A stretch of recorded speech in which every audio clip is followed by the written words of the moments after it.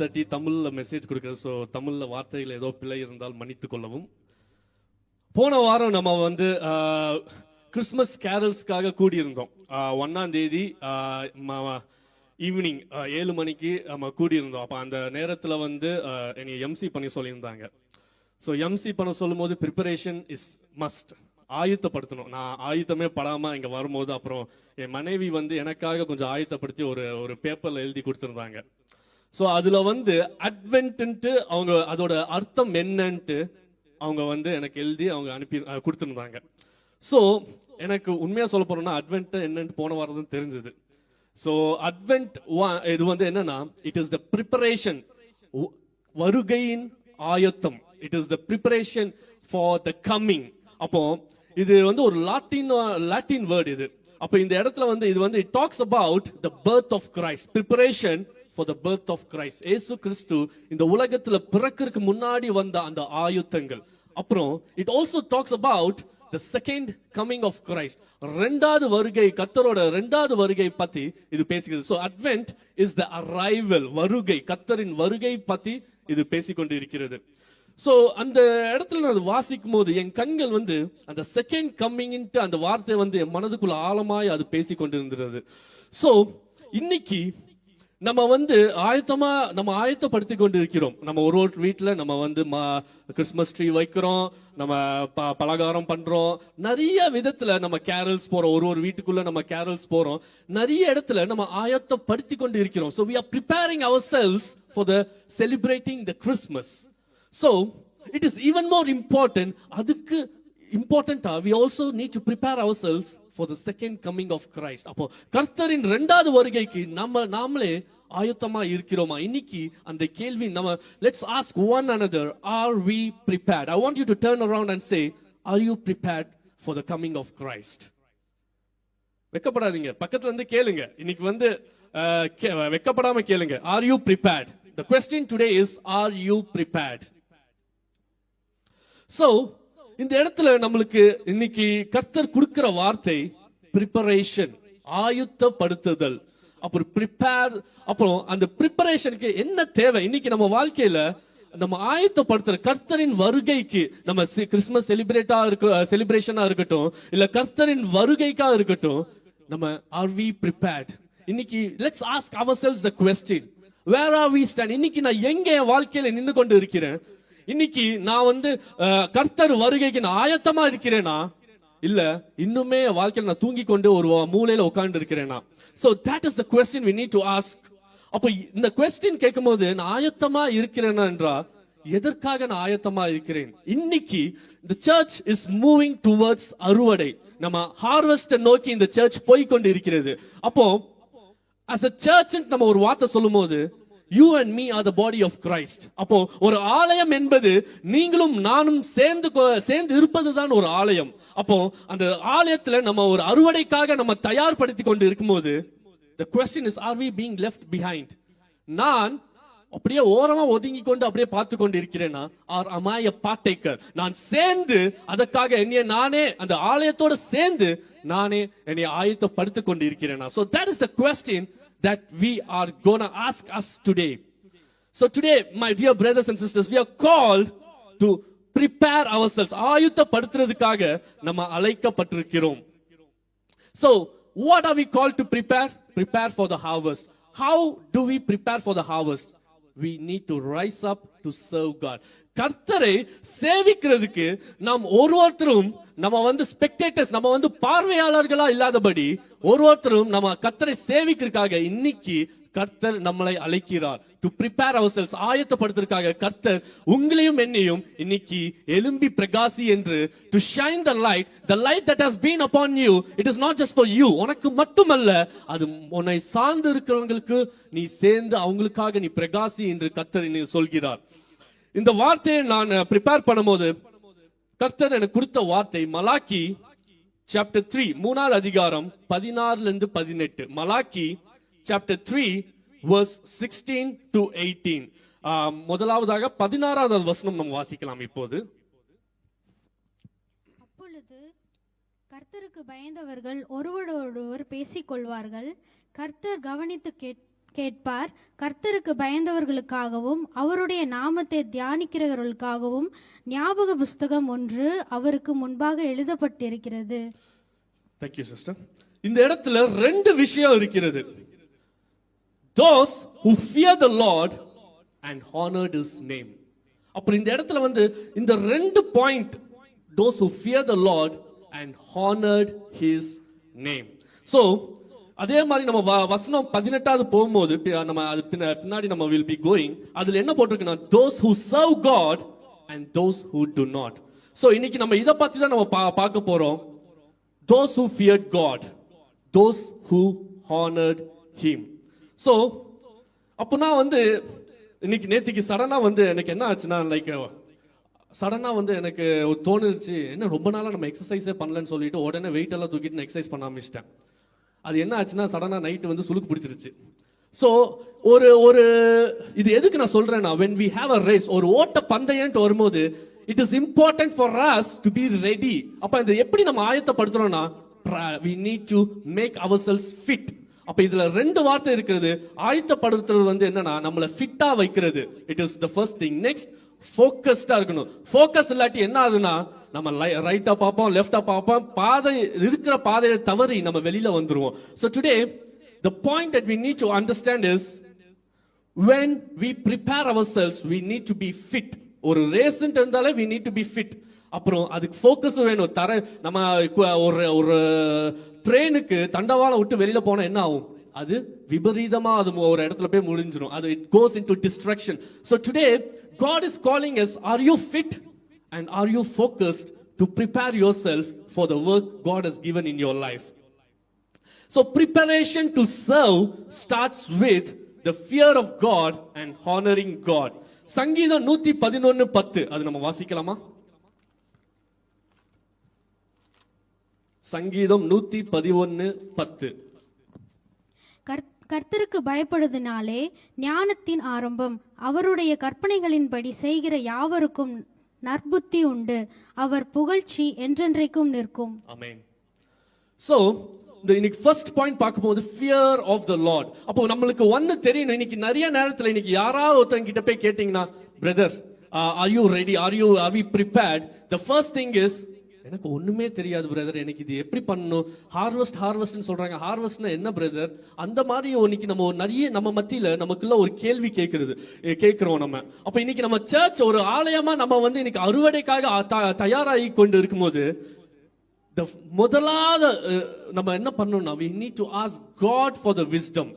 இதுல வந்து நம்ம புரிஞ்சுக்கணும், நம்மளோட சுயத்தினால, நம்மளோட பலத்தினால, நம்மளோட அறிவுனால we cannot do anything. So which means we need to ask God because he is the source of wisdom. அவரே ஞானத்தின் ஆதாரமாய் இருக்கிறார் என்று இந்த வசனத்தில் சொல்கிறது. அடுத்ததாக Proverbs நீதிமொழிகள் 14:27.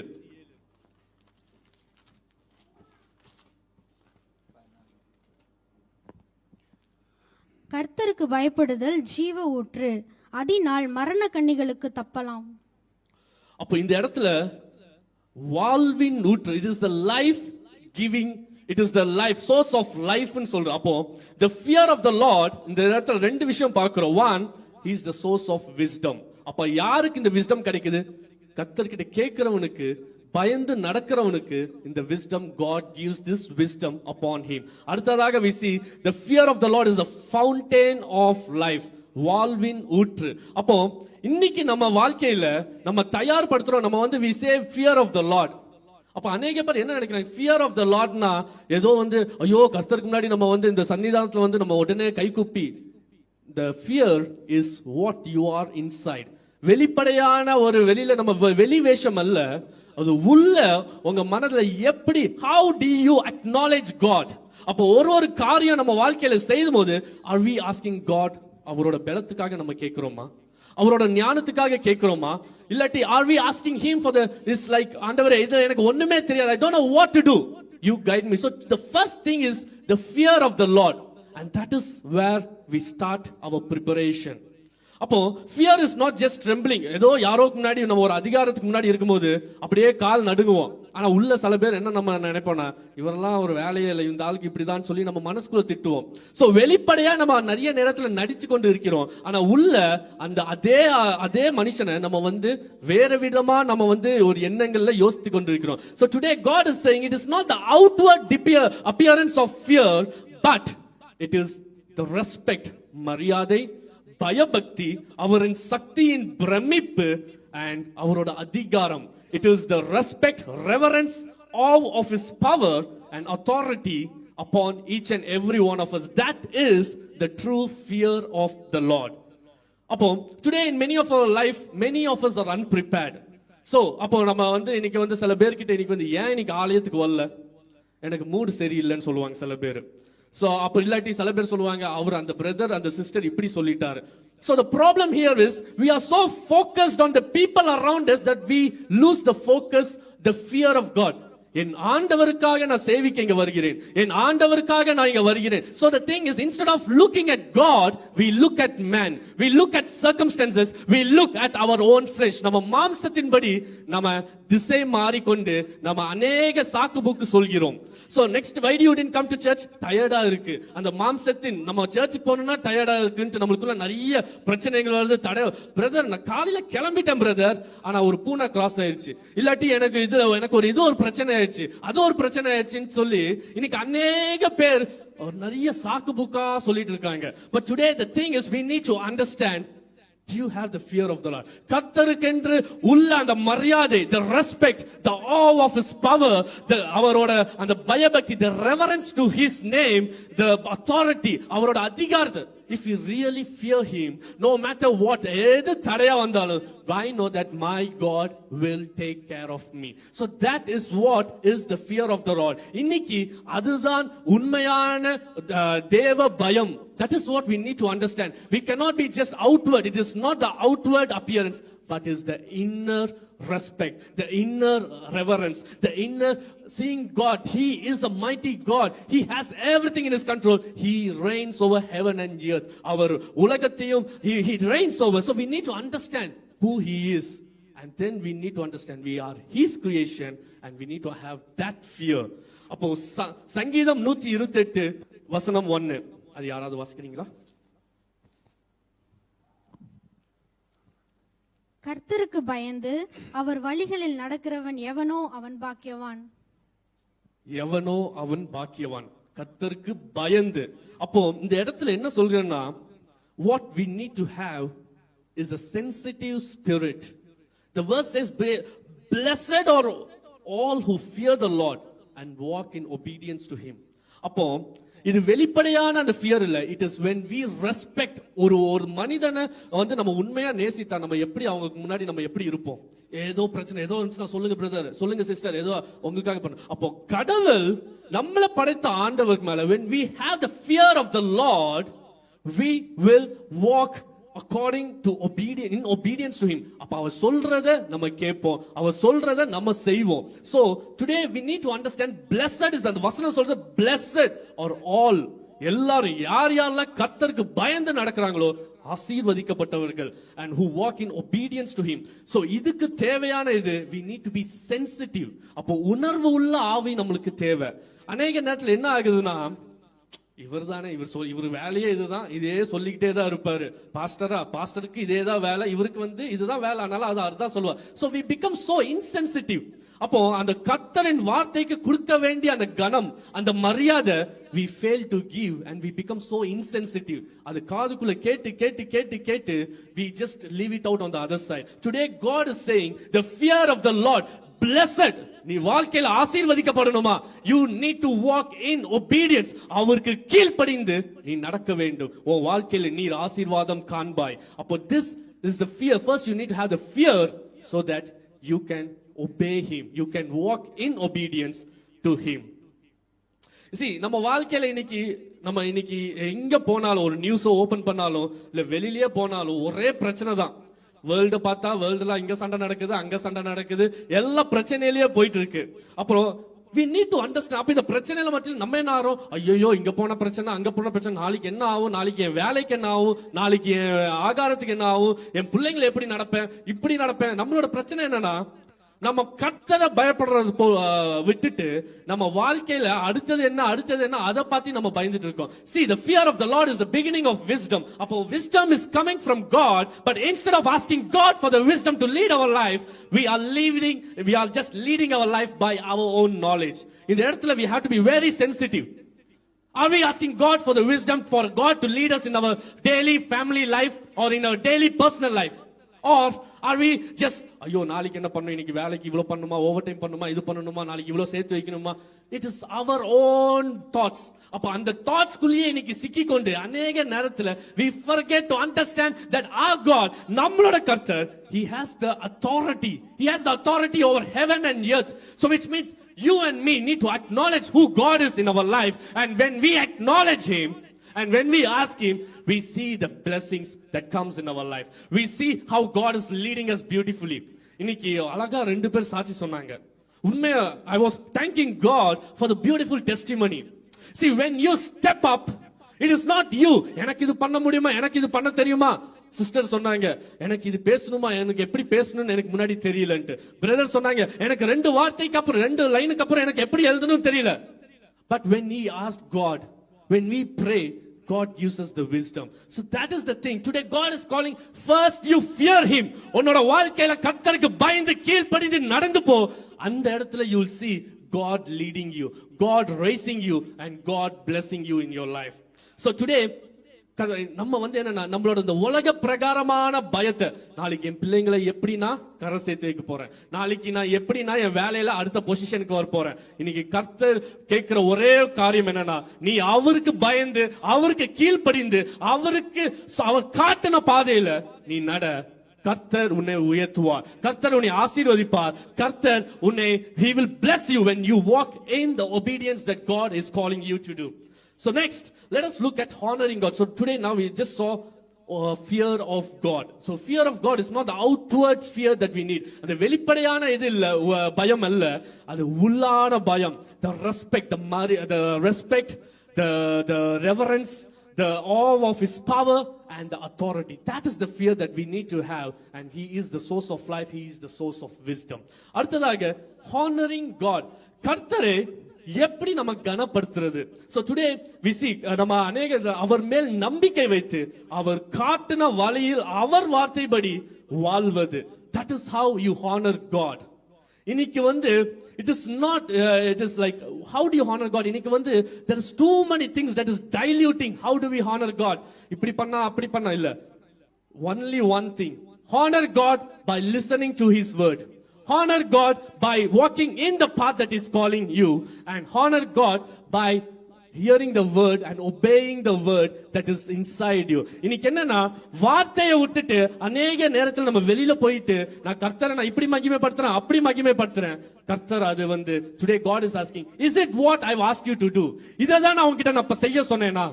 See, we honor God when we obey and we walk according to his word. அப்போ அதுக்கு நம்ம அவரோட சத்தத்தை கேட்கணும். இன்னைக்கு பிரச்சனை என்னன்னா, எல்லா இடத்துல போனா ஒரே நாய்ஸா தான் இருக்கு. அப்போ இந்த நாய்ஸ்க்கு மத்தியில நம்ம கர்த்தரை கேட்கறது ஒரே கன்ஃபியூஷன் ஆயிரும். இது கர்த்தர் சொன்னதா இல்லாட்டி இது வேற யாரோ சொன்னதான்னு சொல்லி கன்ஃபியூஸ் ஆயிட்டு, instead of honoring God we end up doing something else. I want you to read Romans chapter 4 verse 20 to 25.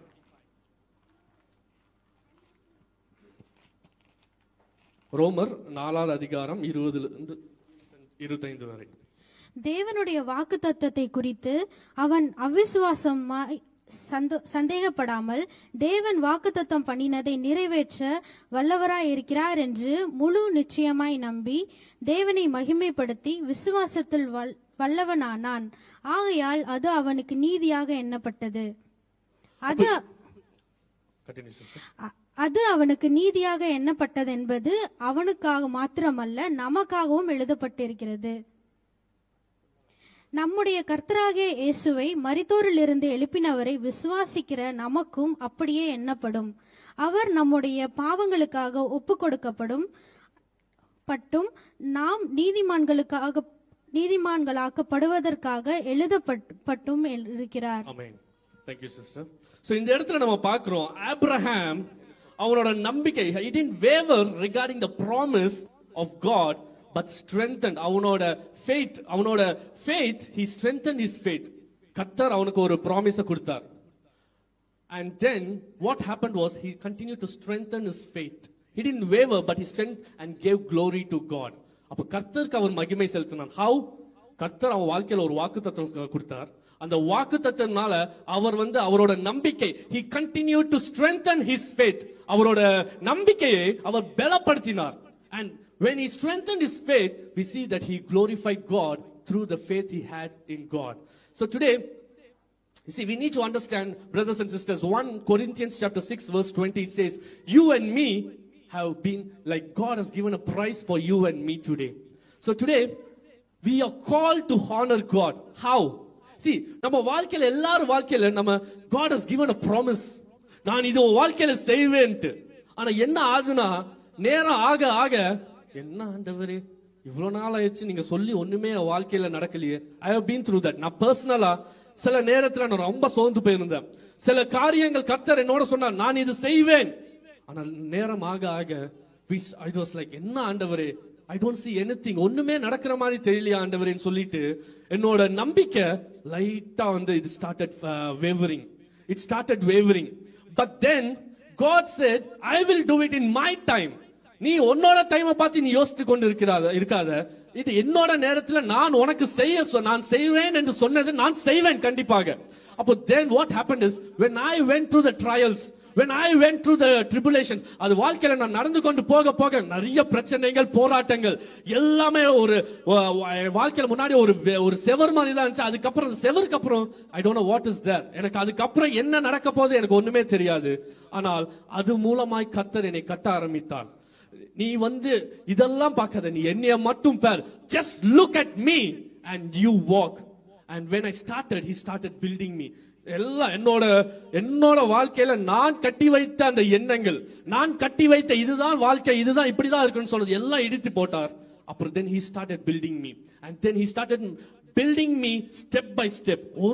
it took a long time. ஒரு 10 ஆண்டுகளுக்கு முன்னாடி இதா ஜான் சொன்னீங்கன்னா எல்லாரும் நம்பவே மாட்டாங்க. எல்லாம் காரி துப்பிட்டு போயிருவாங்க இதுதான் நான் இவன்ட். பட் இன்னைக்கு God has been like building me slowly and slowly. So the thing is honoring God is it starts from you obeying God, not looking at ஐயோ இது பிரச்சனையா இருக்கே அது பிரச்சனையா இருக்கே கண்ணுக்கு முன்னாடி செவர் இருக்கே அப்படி இல்ல. it is a step by step. God transforms you. அப்போ அதுக்கு it need to surrender.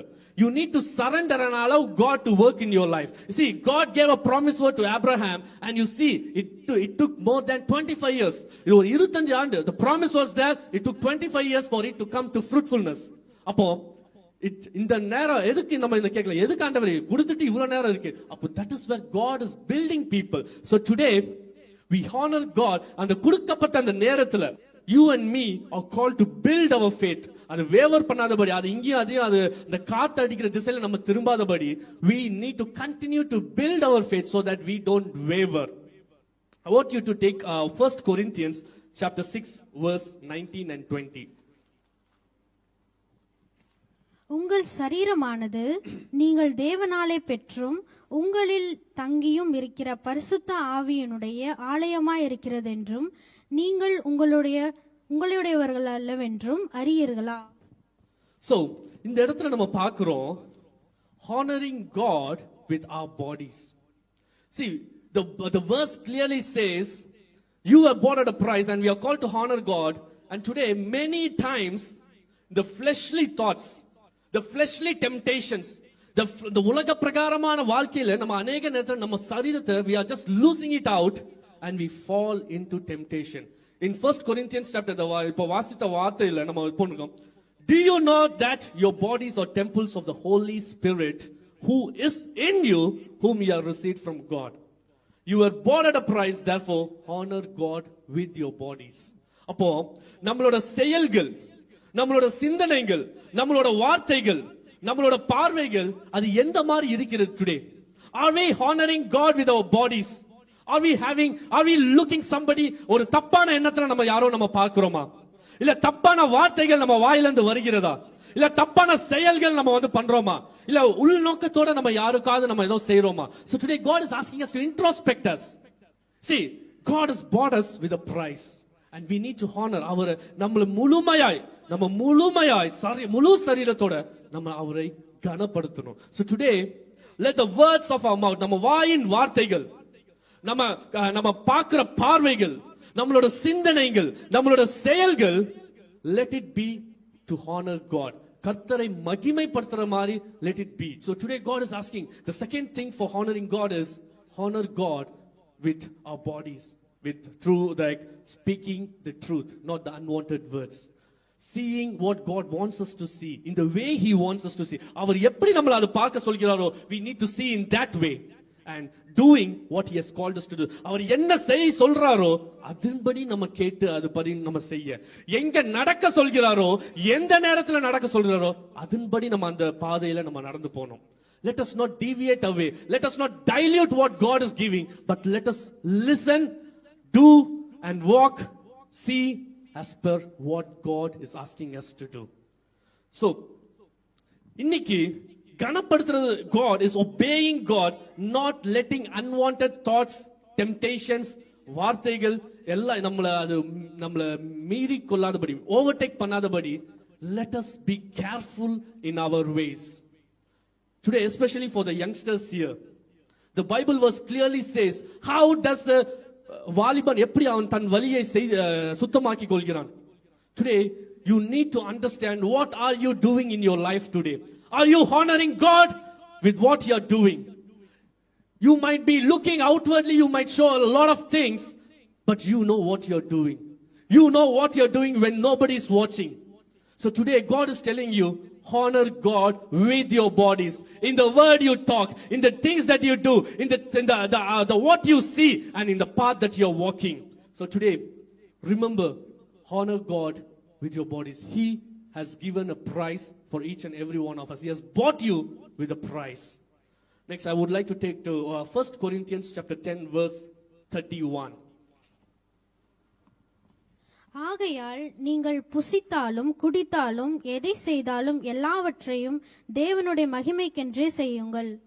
அப்போ இந்த வசனத்துல என்ன சொல்றேன்னா, whatever you do, you eat, நீ சாப்பிட்டாலும் குடித்தாலும் நீ என்ன செய்தாலும், it has to honor God. அப்போ சில நேரத்துல நம்ம விஷயங்கள் செய்யறோம், அதுல தேவன் மகிமைப்படுத்துறாரா? We need to ask ourselves, is God getting honored through this, or are we honoring நம்மளே நான் தான் இது பண்ணேன்னு சொல்லி இதுன்னு சொல்லி நம்ம we are projecting ourselves. Is God getting honored, or are we getting honored at that place?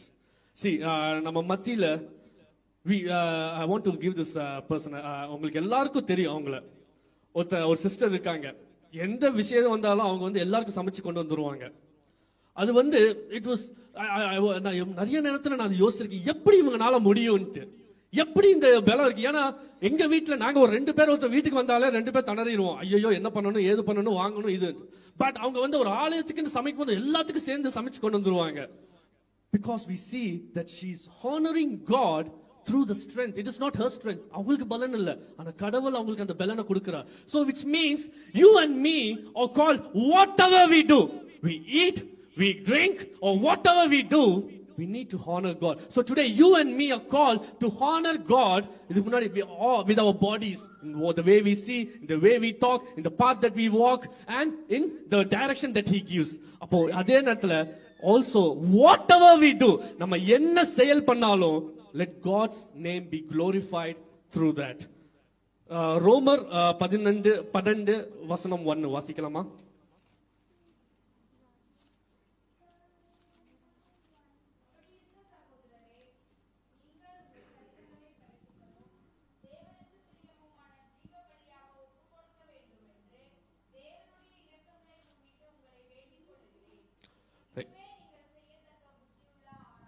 Thank you, sister. So இந்த இடத்துல நம்ம பார்க்கிறோம், honoring God is with all that we have, is offering ourselves as a living sacrifice through our bodies, through our actions, through what we do in everything. அப்போ நம்ம இதுல இருந்து என்ன கத்துக்கிறோம்னா, we honor God when we live as a living sacrifice and he gets glorified. அப்போ இது living sacrifice, அது தமிழ்ல எப்படின்னு எனக்கு தெரியல, பட் லிவிங் சாக்ரிஃபைஸ், அது வந்து we have to sacrifice our life. அப்போ நம்ம வந்து சுயத்தை நினைச்சு எனக்கு என்ன இதுல எனக்கு என்ன ஆதாயம், நான் வந்து ஆலயத்துக்கு நான் சமைச்சா இதுல எனக்கு என்ன பிரச்சனை, எனக்கு தேவையில்லாத காரியம் தான் இது, எனக்கு தேவையில்லாத ஸ்ட்ரெஸ். அதே மாதிரி நம்ம வாழ்க்கையில அநேகம் இருக்கலாம். இது எதுக்கு நான், why should I take my step and keep it the next one? I am within my comfort zone. எனக்கு இதுலயே நல்ல சொகுசா இருக்கு, இந்த சொகுசை தவிர நான் எதுக்கு நான் வெளியில எடுத்து வைக்கணும்? But today God is saying, when you honor God, when you lift your leg and you put the next step, God is honored. Honoring God takes அதாவது நீங்க உங்க சொகுசுல இருந்து when you put your next step by faith, God is honored. So we need to understand, it is not in the comfort zone, you need to step out. இன்னைக்கு நம்ம வந்து அறுவடை பார்த்து நம்ம ஆலயம் பேசிக்கொண்டு இருக்கிறது. இன்னைக்கு அப்போ ஆலயத்துல அறுவடை பார்த்து பேசும்போது, அப்போ நீங்களும் நானும் தான் இந்த ஆலயத்தோட சேர்ந்து எழும்பி இந்த அறுவடைக்காக நம்ம எல்லாரும் உழைக்கணும். அப்போ இந்த உழைக்கிறது வந்து, எனக்கு இந்த வேலை இருக்கு, எனக்கு 9 to 10, எனக்கு வந்து இவ்வளோ இருக்கு, அதனால என்னால முடியாது அப்படி நம்ம வாழ்க்கையில சொல்லாதபடி, அதுக்கப்புறம் நான் வந்து என்னால என்ன முடியுமோ to step out and step up. Today the word God is saying is step out from your comfort zone, step up in the way that you serve God, and let God's name be honored through the things when you live your life as a living sacrifice. அப்போ இந்த Malachi 3:17 இப்படியாக 16வது வசனம் நம்ம வாசிச்சோம். இப்ப அடுத்த வசனத்துக்கு போகும்போது 17வது வசனத்துக்கு போகும்போது வாசிக்கலாமா சிஸ்டர்?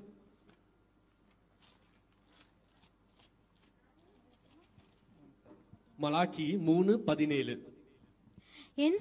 என் சம்பத்தை நான் சேர்க்கும் நாளிலே அவர்கள் என்னுடையவர்களாய் இருப்பார்கள் என்று சேனைகளின் கர்த்தர் சொல்லுகிறார்.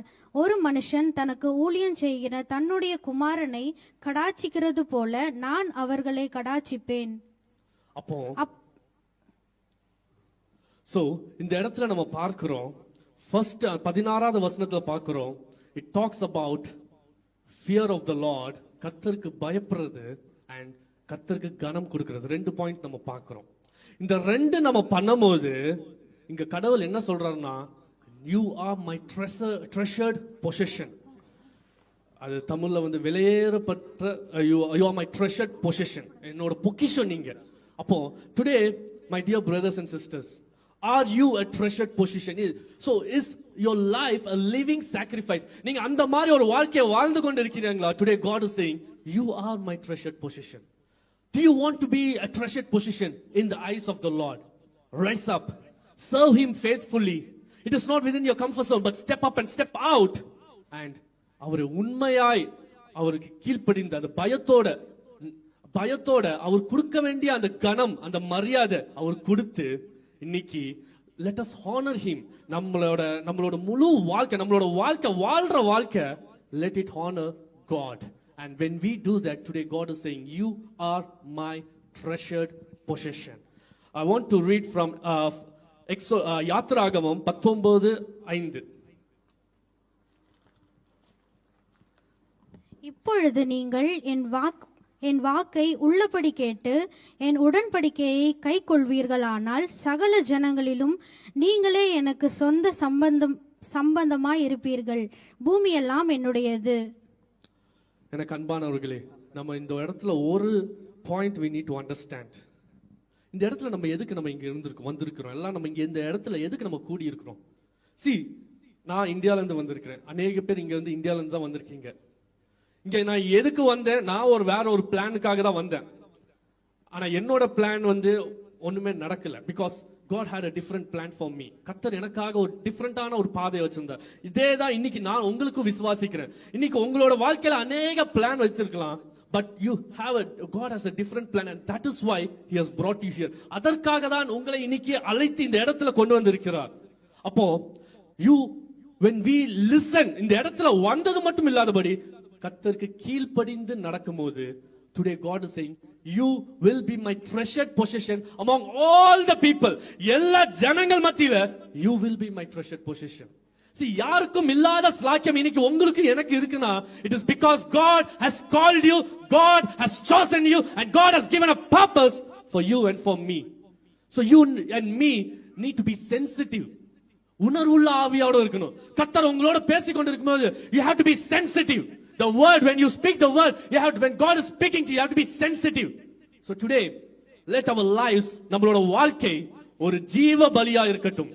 Let our lives be a living sacrifice, and when we fear the Lord and honor Him, today He is calling you and me a treasured position among all the people. See, நீங்க வெளியில போனீங்கன்னா little இந்தியால இன்னைக்கு நீங்க வெளியில போனீங்கனால அநேக ஜனங்கள் இருக்காங்க. ஒரு சண்டே அன்னைக்கு நம்ம வரணும்னா நம்ம நிறைய பேர் யோசிப்போம், ஐயோ ரொம்ப கூட்டமா இருக்குமே. அப்ப அந்த ஜனங்கள் மத்தியில இன்னைக்கு நீங்களும் நாங்க இந்த இடத்துல உட்கார்ந்து இருக்கோம்னா, there is a purpose. ஒரு நோக்கத்தோட தான் இங்க உட்கார்ந்து இருக்கோம். We are not come here just to like இவரை பார்க்கணுமா அவரை பார்க்க, அப்படி அல்ல. God has called you for a purpose, and God, when you obey, அப்போ நீங்க கீழ்ப்படிந்து நடக்கும்போது, today God is calling each and every one of us, you are my treasured possession. For that you need to fear God and honor God and walk as per what He has called you. So அப்போ வாக்கை உள்ளபடி கேட்டு உடன்படிக்கையை கை கொள்றவன், today he is the one who honors God, and he is the one who God has called விலையேற பெற்ற, you are my பொக்கிஷம், you are my treasured possession. So today God is saying that. I want to read first 1 பேதுரு 2:9. 1 பேதுரு 2:9.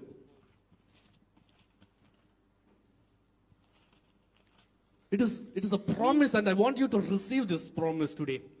நீங்களோ உங்களை அந்தகாரத்தினின்று தம்முடைய ஆச்சரியமான ஒளியினிடத்துக்கு வரவழைத்தவனுடைய புண்ணியங்களை அறிவிக்கும்படிக்கு தெரிந்து கொள்ளப்பட்ட சந்ததியாயும் ராஜரீகமான ஆசாரிய கூட்டமாயும் பரிசுத்த ஜாதியாயும் அவருக்கு சொந்தமான ஜனமாயும் இருக்கிறீர்கள். My dear brothers and sisters, the verse clearly says, you are a chosen people, a royal priesthood, a holy nation, God's special possession. See, I want you to receive this. See, in the வார்த்தை we have to have that hunger to receive it. Yes, Lord, I am your chosen people. I am the royal priesthood. I am the God's nation, and I am your special possession. Today we need to receive it and manifest it in your life. When you manifest in your life, you see things happening. உங்க வாழ்க்கையில அந்த வாழ்க்கை நீங்க வாழ்ந்து கொண்டிருக்கிற வாழ்க்கையே அது அப்படியே மாறும். You see God leading. நீங்க யோசிக்க தேவையில்லை. God will start leading your life. இதுதான் பாதை மகனே மகளே, இதுதான் பாதை, நீ இதுல நடந்து கொண்டு போ, உன்னை நான் ஆசீர்வதிக்கிறேன். God, we can see God leading there. But for that, it starts with you and me obeying to God and rising up. So today you and me are His treasured possession when we fear, honor Him, and serve Him faithfully. He has called to declare praises of Him, share the gospel, because you and me once were in darkness. ஒரு காலத்துல இருள்ல நீங்களும் நானும் இருள்ல வாழ்ந்து கொண்டிருக்கிறோம். இன்னைக்கு இன்னுமே நம்ம அதை சொல்லிக் கொண்டிருக்கிறோமா? நான் இன்னும் இருள்ல தான் இருக்கேன்னு இன்னைக்கு யாரோ சொல்லிக் கொண்டிருக்கிறோமா? அப்போ நம்ம வெளிச்சத்தின் பிள்ளைகளா இருக்கும்போது அந்த வெளிச்சம் it's sets away the darkness, அந்த இருளை அப்படியே ஒதுக்கி போட்டுறது. அப்போ today you and me, if we are the light, we need to showcase ourselves as a light. You cannot act like a darkness, because when light is there, there is no place of darkness. So today you and me, let us walk in the light, let us be the light, and let the light go through us and let it reflect on others people's life. So இந்த இடத்தை நீங்க பார்த்து கொண்டு இருந்தீங்கன்னா அநேக விளக்கு இருக்கு, light இருக்கு நீங்க, ரைட்?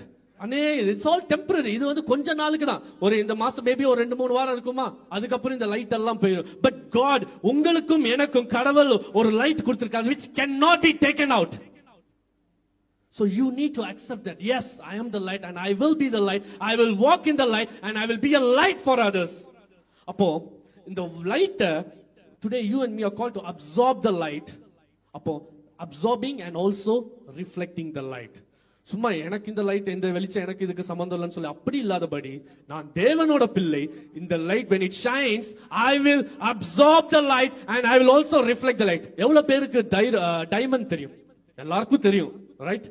எல்லாருக்குமே ஒரு வைரம்னா என்னன்னு தெரியும்ல? அப்ப அந்த வைரத்தோட ப்ராப்பர்ட்டி பாத்தீங்கன்னா அது வந்து ஒரு வெளிச்சம் இல்லாத இடத்துல எப்படி இருக்கும்? அது யாருக்குமே டைமண்ட் பத்தி தெரியாதா? அப்போ வெளிச்சம் இல்லாத இடத்துல அது வெளிச்சம் இல்லாம தான் இருக்கும். ஆனால் வெளிச்சம் அது மேல படும்போது it starts to emit. How does it emit? Refraction. அது பிசிக்ஸ்ல நிறைய போகும், அதுக்குள்ள நம்ம போக வேண்டாம். But we see when the light is upon the diamond, it shines and in that place it starts to glow. அப்போ இன்னைக்கு நீங்களும் நானும் நம்ம வாழ்க்கை எந்த மாதிரி நம்ம வாழ்ந்து கொண்டு இருக்கிறோம்? Today we are talking about harvest. Are we being a diamond in the place that God has called to be? Are we receiving the light and are we deflecting the light, reflecting the light in the place God has called? So you and me need to think, நான் வாழ்க்கை எந்த மாதிரி நான் வாழ்ந்து கொண்டு இருக்கிறேன்? இந்த வெளிச்சத்தை என் வாழ்க்கையில வச்சு இந்த வெளிச்சத்தை நான் ஒரு பிளாங்கெட் போட்டு நான் மூடிக்கொண்டு இருக்கிறேனா, இல்ல தேவ பிள்ளையா நான் இந்த இடத்துல ஒரு டைமண்டாக அந்த வெளிச்சத்தை வாங்கி அந்த வெளிச்சம் உள்ள போய் அது take away all the internal transfer, உள்ளாக ஒரு மாற்றம் கொண்டு வந்து அந்த மாற்றத்துல நான் வாழ்கிற வாழ்க்கை மத்தவங்க பார்க்கும் போது இவனுக்குள்ள ஏதோ ஒரு மாற்றம் இருக்கு, இவனுக்குள்ள ஏதோ ஒரு நம்பிக்கை இருக்கு. They see the hope that God has given to you and for me, and that is how you and me are called to live the life. இந்த மாதிரி ஒரு வாழ்க்கை தான் கடவுள் உங்களையும் என்னையும் அழைத்து இருக்கிறார். So today let the light shine on our lives to be brightened through us so others also brighten. அப்போ இன்னைக்கு இந்த எரிந்து கொண்டு இருக்கிற அந்த விளக்கு, அந்த light, let us also use it. So we call it the Christmas is the season of lights. But today let us be the light. அது ஏதோ இந்த ஒரு வெளிச்சத்தை காமிச்சிட்டு இதுதான் லைட்னு சொல்லாதபடி, நானே இந்த வெளிச்சம், கடவுள் என்னில் வாழ்கிறார், and I will reflect the way that I live my life, that others will see the light in me and they will also, அவங்களும் இந்த வெளிச்சத்தை கண்டு அவங்க வாழ்க்கையும் பிரகாசிக்கட்டும். So let us be like that. அந்த ஒரு வெளிச்சத்தின் வாழ்க்கையாய் நீங்களும் நானும் இன்னைக்கு வாழலாம். I want to finish it up with this. இதோட நான் முடித்துக் கொள்ள போகிறேன். ஐசாயா 9வது அதிகாரம் 2வது வசனம். இது எல்லாருக்கும் தெரிந்த வசனம் தான். பிரதர் கரெக்டா சொன்னீங்க.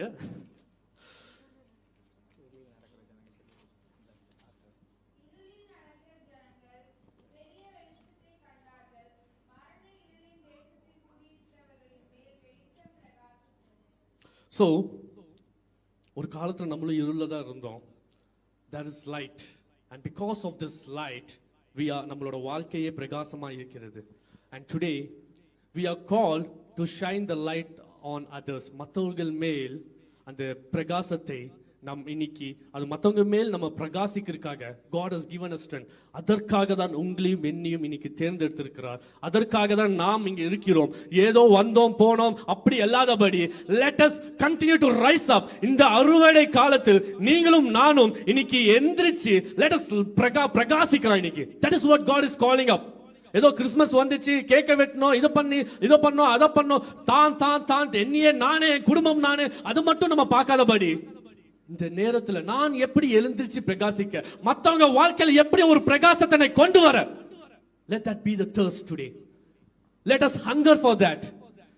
கடவுள் என்னை ஒரு கருவியாய் பயன்படுத்தட்டும். அப்ப ஆண்டவரே, I surrender, I fear you Lord, உங்களை பயப்படுறேன், I honor you, உங்களை கனப்படுத்துறேன் ஆண்டவரே, I am your chosen possession, use me for your glory, let me be the light in this place and use me so that I can be a diamond that absorbs the light.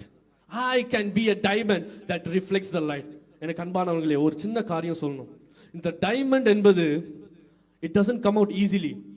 இங்க எல்லாருக்கும் தெரியும் ஒரு டைமண்டோட process formation it goes to பயங்கரமான ஒரு நான் பார்க்கும்போது 120 kilometre கீழே இருக்குமா அந்த எர்த்து, அதுக்குள்ள 120 கிலோமீட்டருக்குள்ள இருக்குமா, அது தோண்டி எடுக்கணுமா. அப்ப அந்த 120 கிலோமீட்டருக்குள்ள அவ்வளோ ப்ரெஷர், அவ்வளோ சூடு இருக்குமா. அப்ப அந்த இடத்துல அந்த சூட்டுல அந்த பிரஷர்ல தான் it forms, the diamond is being formed. அப்போ இன்னைக்கு நம்ம வாழ்க்கையில அநேக பிரச்சனைகள் இருக்கலாம், அநேக போராட்டங்கள் இருக்கலாம். But today I want to say you, the problems and the trials and tribulation is not to break you but to build you, for you to be a diamond in this place. அப்போ don't get carried away by the ஐயோ brother எனக்கு இது பண்ணணும்னு ஆசையா இருக்கு, ஆனா எனக்கு வாழ்க்கையிலேயே ஒரே பிரச்சனையா இருக்கு, எனக்கு அது பண்ணணும்னு ஆசையா இருக்கு, ஆனா எனக்கே ஒண்ணுமே இல்ல brother. why are you looking at you? உங்களை நீங்களே ஏன் பாக்குறீங்க? look at God. He is the source of life. He is the source of wisdom. Ask God. He gives you and you become his chosen generation, chosen people So today you and me, Hebrews chapter 12 verse 1, you and me are called to run this race. இந்த ஓட்டத்தை கடவுள் நம்மளை அழைத்திருக்கிறார். So are we prepared for this? The harvest season is there. அது ஏதோ 10 வருஷம் கழிச்சு நடக்க போகுது, ரிவைவல் வந்து இல்ல, it is happening right now. What God is looking is at your hearts. உங்களுடைய மனது எப்படி இருக்கிறது இன்னைக்கு? Today God is calling you and me. Are you ready to rise up for this harvest? Are you ready to rise up to step out for the glory of His kingdom? Let this season be a season of harvest, and it happens when you and me and the body of Christ as a church எல்லாரும் சேர்ந்து எழும்பும்போது we see the glory of God being revealed in this place. We see souls being saved. We see this place overflowing. ஒரு empty chair-um it will not be able to carry. That will be the glory of God. That it will be overflowing. So today, yes, there is problems. There is situations, but look at the diamond. அவ்வளோ பிரச்சனைகள் மத்தியில் the end result, it becomes a diamond and it absorbs and it reflects the light. Today you and me, let us be like a diamond. என்ன பிரச்சனைகள், என்ன சோர்வுகள் என்ன வந்தாலும் என் கர்த்தர் என்னோட இருக்கிறார், அவரே என்னை பயன்படுத்துவார், அவர் என்னை வழி நடத்துவார், அவர் என்னை ஜாதிகள் மத்தியில் என்னை நிலைநாட்டுவார். He will establish me in the people, in this place, in this country, and He will continue to lead me. But it starts with obedience. It starts with fear of the Lord, honoring Him, and you and me are His chosen people. So today, brothers and sisters, நம்ம ஆலயத்துல வாரம் வந்து நம்ம வந்து announcement பண்ணிட்டு இருக்கோம். இங்க medical outreach நடக்குது, கேம்ப் நடக்குது, இந்தோனேஷியா மைதான் ட்ரிப், லைக் மிஷன்ஸ் ட்ரிப் நடக்குது, நிறைய கார்னிவல், போன வாரம் கார்னிவல் நடந்துச்சு. அப்போ இன்னைக்கு எல்லா காரியங்கள் நடக்குது, ஆனா நீங்களும் நானும் இதுல என்ன பங்கேற்று கொண்டிருக்கிறோம்? What is the role that you and me are playing today? Are we rising up? ஐயோ, இந்த பாஸ்டருக்கு ஒரு வேலை இல்லை, எப்பவுமே இவர் இப்படிதான், அப்படி நம்ம சொல்லிட்டு இருக்கோமா? Or this is the job, this is the duty that God has given me. கடவுள் இது எனக்கு கொடுத்திருக்கிற வேலை, இது நான் உண்மையும் முத்தமுமாய் நான் இது பண்ண போகிறேன் என்று. Are we saying that? That is what God is looking at. A truthful heart and a heart that obeys God. Let us all rise up. Let us all walk together, and let us all be ready to reap the harvest that is happening in this place. So we need people to reach out. அப்போ நம்ம tracks கொடுக்கிறதுக்கு மக்கள் நிறைய பேர் புதுசா இங்க வர்றாங்க. நம்ம எவ்வளவு பேர் நம்ம ஃபாலோ பண்றோம்? அப்போ நிறைய இந்த பைபிள் ஸ்டடிக்காக வர்றாங்க. எவ்வளவு பேர் நம்ம மத்தியில நான் பண்றேன்னு சொல்லி நான் கையை உயர்த்துறீங்க? அப்போ நம்ம மத்தியில இந்த அறுவடை நடந்து கொண்டு இருக்கிறதுக்கு there is a harvest that is happening. But today the question I want you to put, the final question is, am I being blind to the harvest, or are my eyes opened to what is happening, and am I rising up? நான் குருடனை போல இங்க நடந்து கொண்டு இருக்கிறேனா, இல்லாட்டி என் கண்கள் திறந்து இங்க நடக்கிற அறுவடை நான் பார்த்து நான் அது பார்த்தும் பார்க்காதபடி இருக்கிறேனா, இல்லாட்டி நான் அதுல பங்கேற்று நானும் இந்த ஓட்டத்துல I am going to run this race through the strength, wisdom, the life that God has given to me. So today, let us not just be sightseers. ஏதோ பார்வையாளர் மாதிரி நம்ம இங்க வந்து போகாதபடி, let us be partakers. அது பங்கேற்று, let us all play our part. ஒருவருக்கு ஒரு டாலண்ட் கடவுள் கொடுத்திருக்கிறார். அப்ப அந்த டாலண்ட்டை நம்ம கடவுளுக்கென்று நம்ம அர்ப்பணிக்கும் போது He does mighty things, and this place we see the wonder, the glory of God being revealed, and we see a mighty harvest that happens in this place. Can we all stand up, please? Today I just want you to close your eyes, and I want you to go through what has been spoken. I want you to think, andavare வாழ்க்கை, am I living in the fear of God? Not the outward thing, but the internal fear, the respect, அவர் கொடுக்க வேண்டிய அந்த கனம். Am I giving it, O Lord Father? Am I honoring you, O Lord Father? நான் வாழ்கிற வாழ்க்கை உங்களை கனப்படுத்துறேன் ஆண்டவரே. I want you to check, where are you today? இன்னைக்கு உங்க வாழ்க்கையில நீங்க எங்க நின்று கொண்டிருக்கிறீர்கள்? I want you to analyze yourself and say, If you are so far away, நான் எங்க நின்று இருக்கேன் எனக்கு தெரியல என்று நீங்க சொல்லிக் கொண்டு இருக்கிறீங்கன்னா, today God is saying, I want you to return back to me, my son, my daughter. I'm here for you. I just want you to surrender your life, and I want you to step up. I want you to rise up beyond your comfort zone. உன்னோட சொகுசான உன்னோட அந்த வட்டத்துக்குள்ள இல்லாதபடி நீ என்னைய நம்பி நீ கால் எடுத்து வை. நிச்சயமாய் ஒரு முடிவு இருக்கு. உன் நம்பிக்கை வீண் போகாது. Today God is saying, yes, there is a hope. Your hope will not be cut off, but you need to trust in the Lord. You need to trust in the Lord, and you need to step out, and your eyes will see the mighty harvest. அறுவடை இங்க நடக்கிற உங்க கண்கள் காணும், and it will happen. Amen. Thank you, Father. இந்த நேரத்துல ஜெபிக்கலாம். Just I want you all to close your eyes. I want you to close your eyes and surrender yourself to God right now. Do not think I don't have anything. Ask God. He gives you the wisdom. He is the source of life. ஐயோ ஆண்டவரே என்னால முடியலையே, எனக்கு இது எப்படி பண்ணணும் தெரியலையே. ஆண்டவர் கிட்ட கேளு. இந்த நேரத்துல ஆண்டவர் கிட்ட கேளு. When you ask, He's a God who gives. When you knock, He opens the door. But you need to ask. You need to ask God, not the people around, but ask God. Let your eyes be focused on God. Do not get carried away. வாழ்க்கையில நடக்கிற கசப்பான அனுபவங்கள், சோதனைகள் இதன் கண்டு நீ அஞ்சாத. Don't get carried away. But ask God. Ask God. Just ask God. மனிதனை நம்பி இங்கேயும் அங்கேயும் நீ போகாத, அலைந்து கொண்டு இருக்கிறாத. It will make you tired. It will make you tired. Ask for the streams of living water. அவரே ஜீவ தண்ணியா இருக்கிறார். He renews you, He restores you, and He refreshes you. So today, my dear brothers and sisters, ask God, Father, here I am, O Lord Father. ஆண்டவரே இதோ நான் இருக்கிறேன் ஆண்டவரே, அடியேன் இங்கே இருக்கிறேன் ஆண்டவரே. இந்த அறுவடை காலத்தில் என்னை நீங்க பயன்படுத்துங்க ஆண்டவரே. இந்த அறுவடை காலத்தில் நான் எழும்பி உங்களுக்காக ஏதாவது செய்யணும் என்று எனக்குள்ள அந்த வைராக்கியம் இருக்கட்டும் ஆண்டவரே. Let the zeal of God consume each and every one of us. Yes, Lord Father. Oh, liberation of stage relation. Amen, amen, amen.